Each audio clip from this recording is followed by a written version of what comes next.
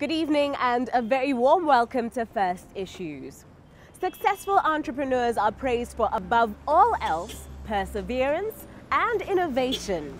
This is because it is well understood that every business, in as much as it experiences its highs, also experiences its lows. Therefore, it is all about how you weather the storm. Whole economies go through recessions. Markets take unexpected turns. Let's take the impact that the closure of the BCL mine has had on the town of Silibe Pikwe and its businesses as an example.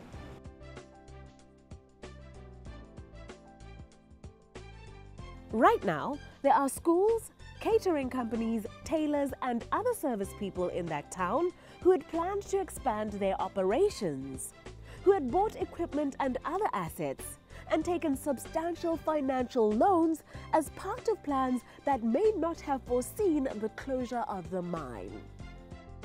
Examples of this nature can be found in various pockets of this country as we speak.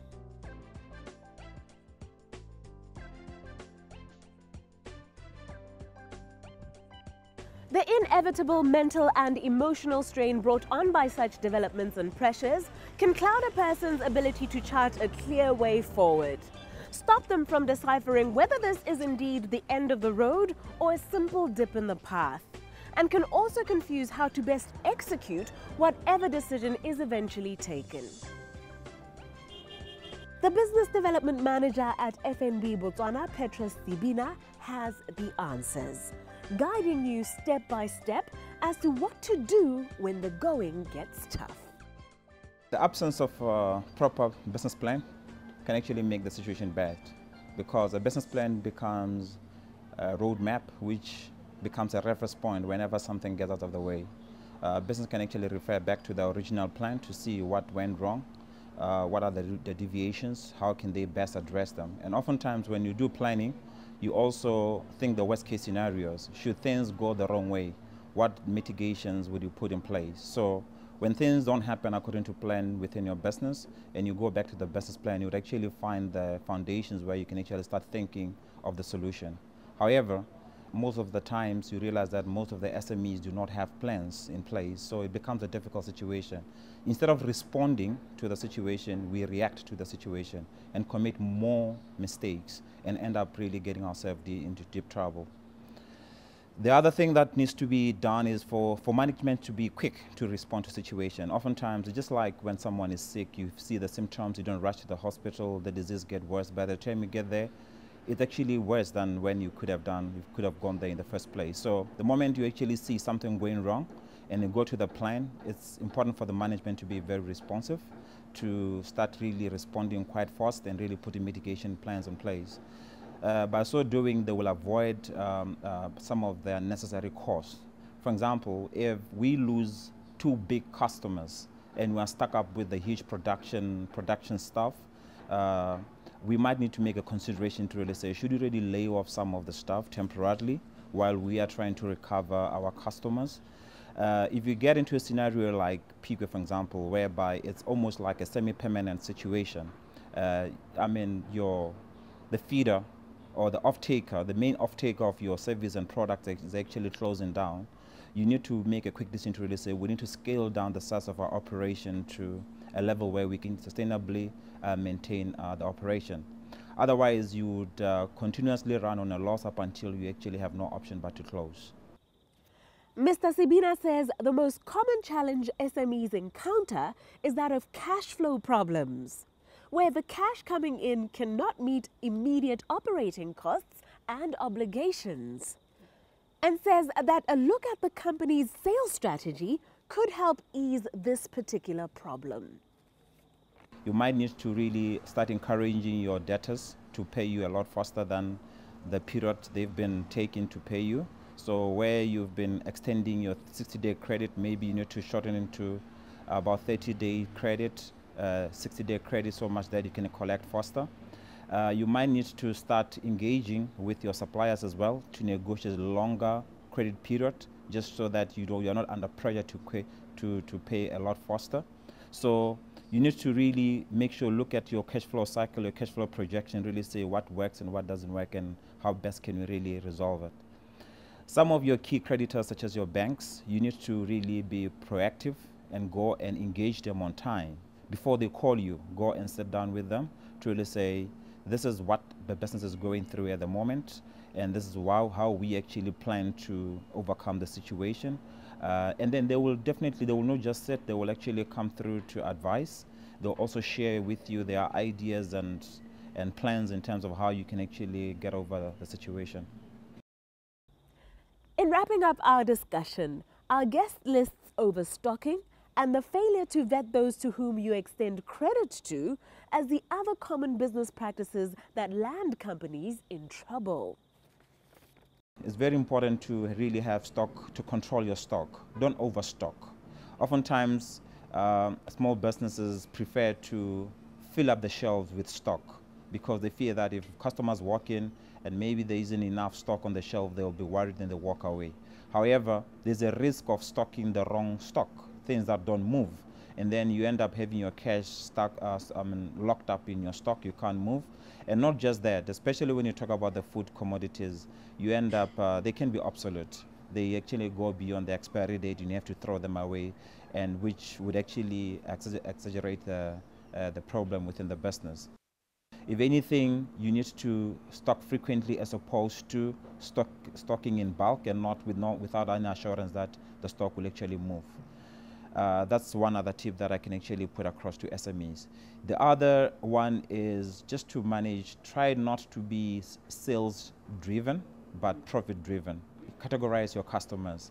The 80-20% rule will always apply across all industries, where 80% of your sales will really come from, 80% of your profit will actually come from 20% of your customers. But then it means you need to prioritize your customers, your top 20 customers, your marginal customers, and your not so good to have customers. And when you distribute your resources, or when you stock, you need to stock for your top 20 and make sure that you have a plan in terms of how can you really grow your marginal customers into the top end and increase your top end. But at the end of the day, you need to have a thorough process of assessing people for credit. There are obviously like ITC, where you can actually search people whether they are credit worthy, both the company and the individual. It's very important. Secondly, it's very important for small medium enterprise to understand that for legally registered enterprises, there's a separation between the person and the company. A company is a legal entity on its own, and the person is separate away from the business entity. So what happens is, when the business takes a loan or they buy on credit and they fail to pay, you can't go and recover from the director or the owner. So when you sell to people or to companies on credit, it's very important to make them sign some letter of surety, so much that you can actually, the debt can extend to them personally should the business fail to pay off. So that is very important. It must be part and parcel of the credit extension process. So that is very important. And most of the time, if SMEs fail to do this, like I say, there's lack of process. There's no process in place. There's no planning in place. Everything happens haphazardly. And when things don't happen according to our thinking, because there's no plan, I can't say according to plan, because oftentimes there's no plan. It's just the thinking that is there. You tend to be more reactive as opposed to respond appropriately.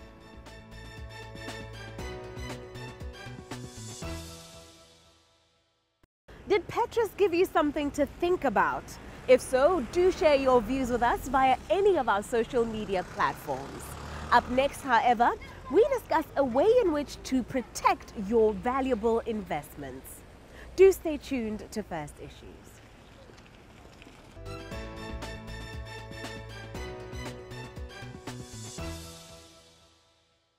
To get more from life, we need all the help we can get. Like getting a 105% home loan to cover costs like legal fees and deposits. And 55 days interest-free credit when swiping your credit card. And paying 0% deposit to drive the car you want. And helping save for those big things for your family. and earning real rewards for just doing your everyday banking. Isn't it time you got more from life with gold? Switch to FNB today. FNB, how can we help you?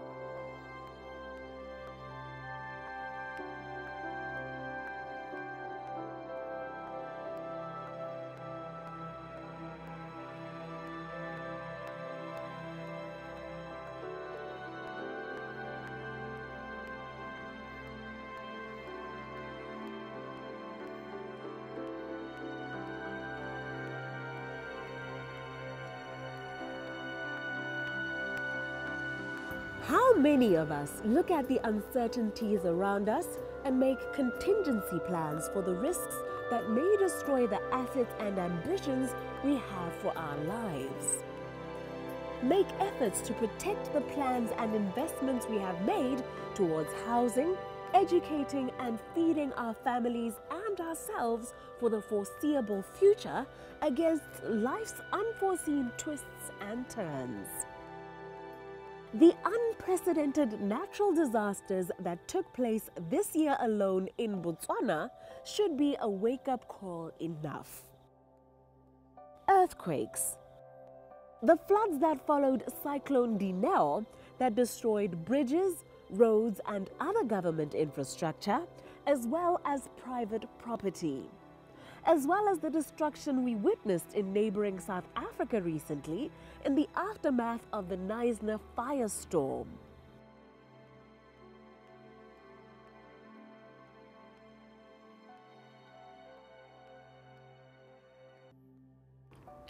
But far too many of us remain reactive towards life's surprises as opposed to being proactive and planning for them, whether good or bad. Over 85% of Botswana are said to be uninsured, showing just how exposed and vulnerable we are towards financial ruin.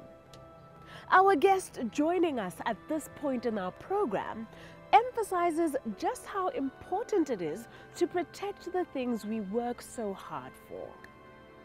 We cannot overemphasize the importance of insurance for very many various reasons. And I must say, for over the number of years, the uptake for Botswana is deemed to be less than 15% for insurance. That's a lot of risk, a lot of exposures that a lot of people are exposed to. Referring to the recent, what is disheartening is the fact that some of the people, when they had an opportunity to cover their exposure, they were left with nothing.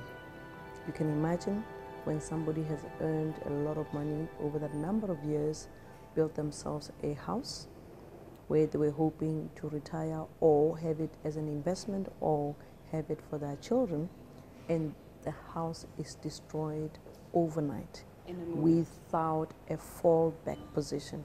That is a disaster. That's why insurance will always be an important aspect of our lives.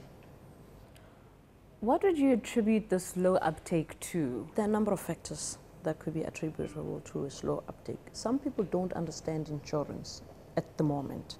So when you talk to them about insurance, they don't actually understand what you're talking about, the benefits of it, what they'll get out of it. Some people see insurance as an expensive tool, and therefore they tell themselves they cannot afford it.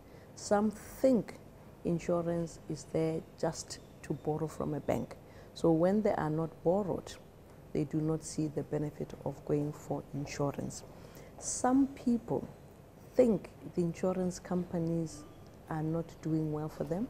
They are disheartened, so they don't take insurance because they don't feel that they'll benefit from taking insurance. So those are some of the factors that attribute to the low intake of insurance. What then would you say with regards to these misconceptions or perceptions? How would you address that in somebody who should, how would you address them? These concerns and these challenges, this lack of education, these misconceptions that you've just listed? One of the things that should be done is the continuous training and development that the insurance industry is doing, not only to its people, but to also the market as a whole. There are a lot of programs that are shown on TVs, whether locally or internationally, that we believe that people should see and pay an interest when they talk about insurance. Secondly, it's an appeal to people that, and we say, we should look at insurance as part of the portfolio of managing oneself. Why do I say that? We invest. You can have insurance products that offer you investment. You can have insurance products that support you when there's a need in terms of your assets, that cover your assets. You can have some investment of some sort in terms of banks and all. So we shouldn't treat insurance as a foreign body to all of this. We should treat insurance in the same way as when you are planning your future. You should not plan your future outside an insurance. It should form an integral part of your being. Let's move this conversation over to our social media pages, because when we return after the break, we remind Botswana about the value of protecting your valuables, seeing that only 15% of us are said to have insured our assets.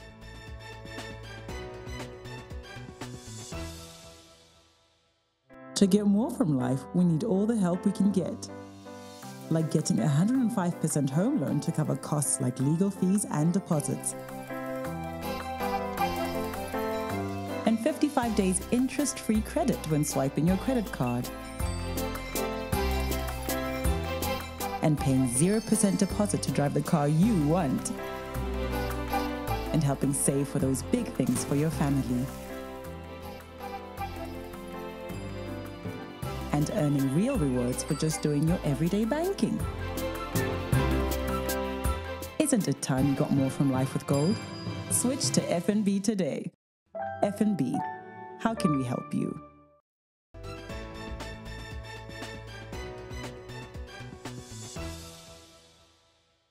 Welcome back to First Issues, as we now continue our segment unpacking the roles of the various stakeholders in the pensions industry.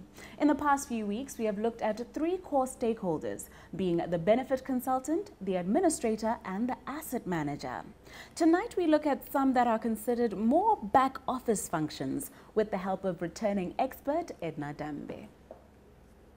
I consider these 2 back office and here I'm referring to the auditor and the actuary, because they remain a part of the pension fund always pretty much in the background, unlike the benefit consultant, the administrator, and the asset manager. And this is because when a pension fund is set up, it is a requirement, when it is licensed, it is a requirement that they name an auditor, right? Now, the requirement for the actuary will be driven more by the type of pension fund, you know, because the defined benefit pension fund, which is where the employer defines the benefit that you will get in X number of years, is strongly dependent on actuarial valuations, which as a regulatory requirement must be done every 3 years, right? So the role of the auditor is obviously to oversee the controls, right? And they must be in place right at the time that the pension fund is set up. You know, if you do not have an auditor in place, there's no way that the fund can be licensed. And when we say licensed, we're talking about creating a separate legal entity from the employer, the fund sponsor.